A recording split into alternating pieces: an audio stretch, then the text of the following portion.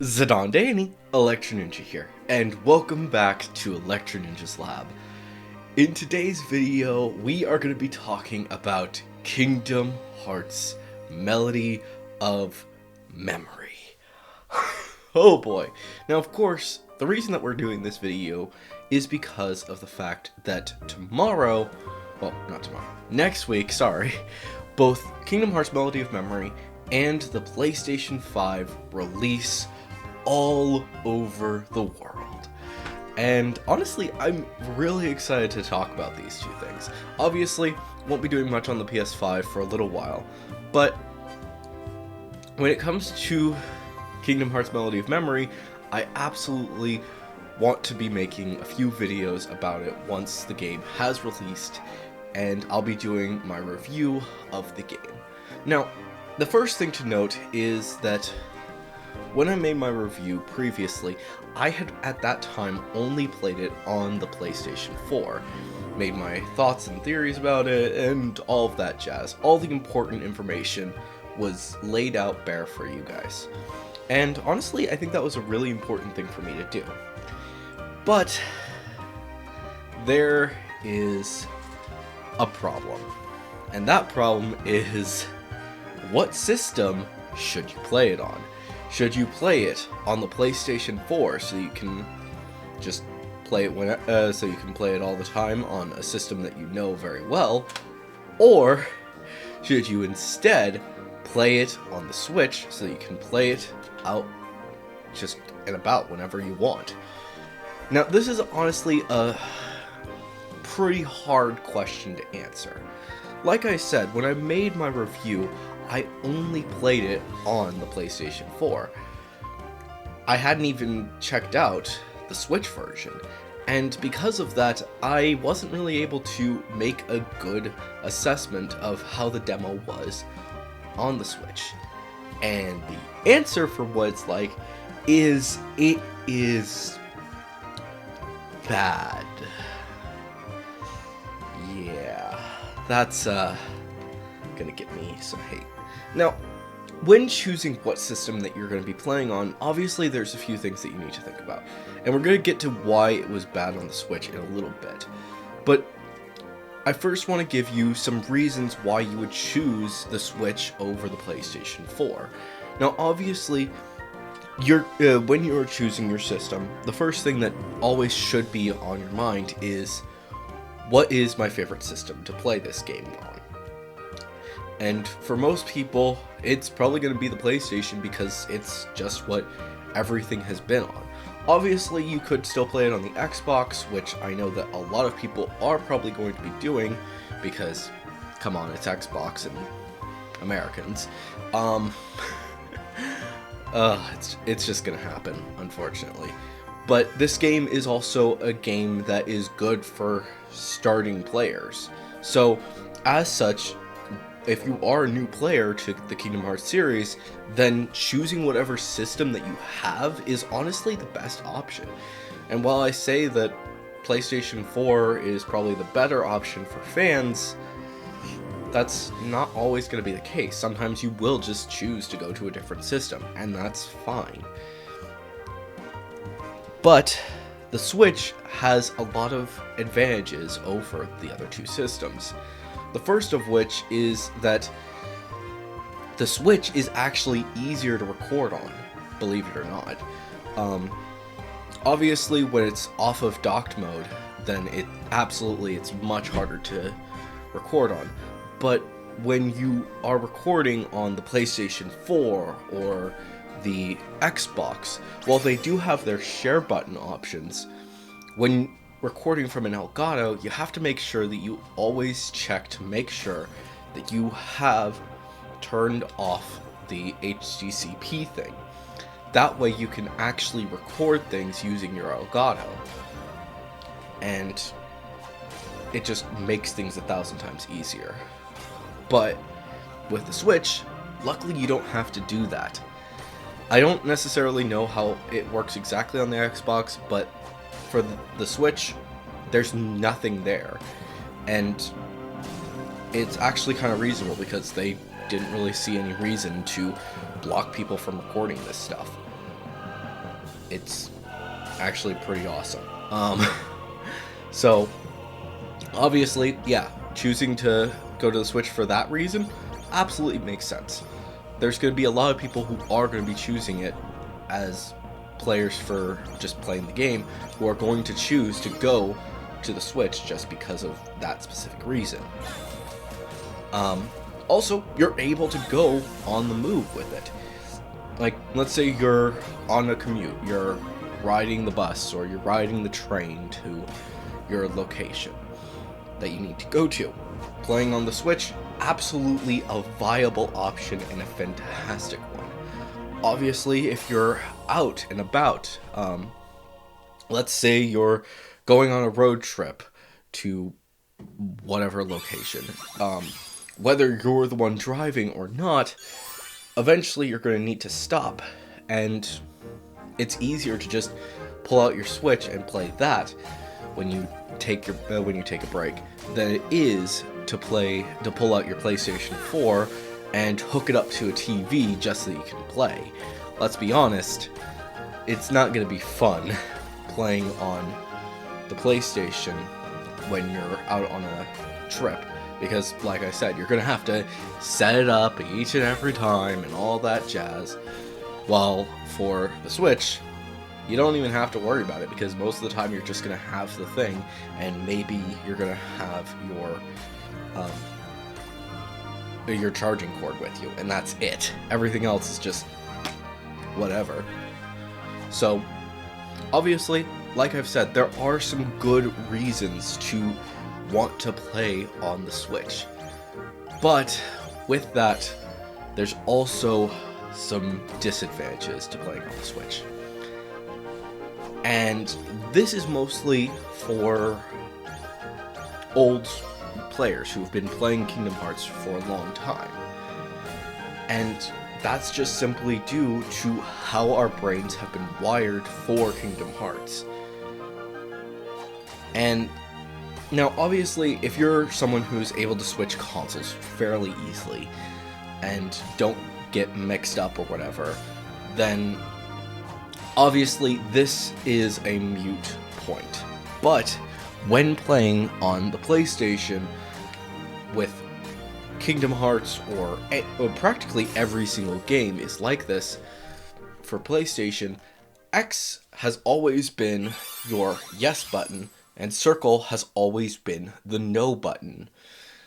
And in a similar degree, for Kingdom Hearts, X has always been attack, circle has always been jump, which carries through for the Kingdom Hearts Melody of Memory on the PlayStation.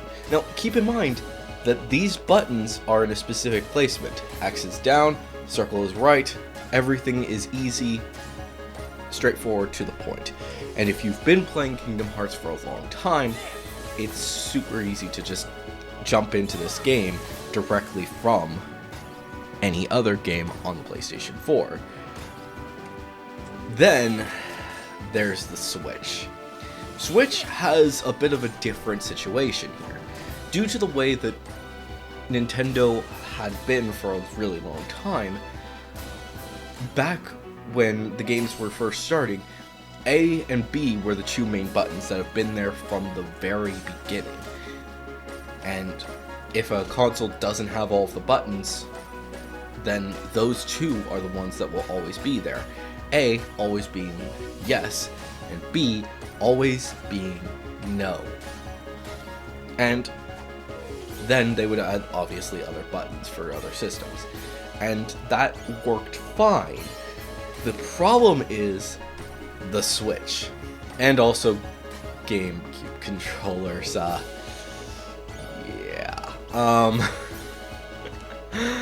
We'll get to that later. But the simple fact is that A is on the right and B is on the bottom, which is the opposite of how it works in everything else. For at least, so yeah, that is, and due to that, since A has always been yes and B has always been no, that means that when it came over to, that when Melody of Memory came over to the Switch, A would be attack, and B would be jump, causing huge issues that are going to be honestly a big problem for actually figuring out how you're going to be doing this. Because as you're playing your game on your Switch, especially if you're switching between the two systems, you're going to be playing, coming up to a song, starting it off, and then here it comes, and activate. Oh crap, you pressed B. And it's honestly so often that you're going to be pressing this because instinctually your thumb will go to the button that you're most used to for activating these specific things. It's muscle memory. It's just memory in general. Because if you have been playing Kingdom Hearts for a long time, the Switch is definitely not the proper option to choose. Just because of the fact that in a lot of cases, you're gonna screw up a ton. Especially for a game like Kingdom Hearts, where you're supposed to be used to its format, because it's been that format forever. Now, obviously, if Nintendo decides, okay, we're going to change things a bit. Instead, we are going to allow you to change the buttons. And even if they... so if Square decides that with all of the games, which they didn't do for the demo, then absolutely sure, get the Switch version. That'll be fine. But if they don't do that, then using the Switch version will absolutely cause you huge problems in the long run, and you're gonna just be freaking out all the time and messing up way more often than you're gonna be getting it right. And it's gonna be a pain in the backside. So honestly, I just suggest going to the PlayStation because it's simpler in that format. Now, I actually do want to do another quick little thing. If you're someone who has a GameCube controller for your Switch, do not, under any circumstances, play with that. Just no. No. Because I don't know exactly how challenging it's going to be for that thing, because it's a different system. It's a completely different configuration. And as such, it may confuse you even more with that than with a GameCube controller than playing with the normal Switch controllers. Obviously, there is still a possibility that you will actually learn it better on that than Switch controllers, but because of the fact that A is a huge button, so you're going to be more likely to press that button than you're going to be to press the other buttons. But I don't know. I honestly don't know what would be the best option if you're going to be someone who's going to be picking up that thing. But anyways, guys, those are my thoughts. What system should you be choosing? Obviously, yes, it does depend on who you are, but if you have multiple systems, then I suggest picking up the PlayStation 4 version, or if you're going to be going, or if you have an Xbox, then maybe go with the Xbox version. I don't know how different Xbox is, because I haven't played it yet, but those two options are viable options that I think are probably the best ones for you. And if you're going to be someone who is going to be playing on the Switch, just be aware that things are going to be very different from all of the other systems. So make sure that you either learn how to do it properly, or you're going to have to frickin' change your memory every single time, and it's going to be a challenge. Now, one last thing, I do actually suggest that eventually, if you do have multiple systems, then maybe do think about getting a second version of the game. Not immediately, but basically when the price is lower, then maybe get the one for the other system that you have. Such as what I'm actually planning on doing is playing on the PlayStation 4 for my first playthrough, and then getting the Switch version a few years down the line, or I don't know if it's going to be years, but a little while down the line, so that I can play it on the go and just play some music and listen to it while I'm just going out on whatever I'm doing. I don't know exactly, but those are some things to at least be thinking about. Anyways, guys, let me know what system you're going to be playing on down in the comments below. And let me know any of your other thoughts or theories. And if you are going to leave a theory, make sure to leave your theory down in the comments below, and make sure to say theory review somewhere in your comments so we can talk about it in a future video. And of course, if you enjoyed this video, please leave a like, subscribe if you're new, and ring that notification bell. And also, if you aren't new, please subscribe anyway, because apparently only 16% of you guys actually subscribe. So, yeah, please subscribe. Of course, if you want to support the channel even more, then definitely head down to the description and check out all of our links down there, including our social medias and ways that you can support us financially, including our Patreon, which a big thank you to our current patron, Sheeny. But anyways, guys, I have been Electro Ninja, and I will see you guys next time. But on!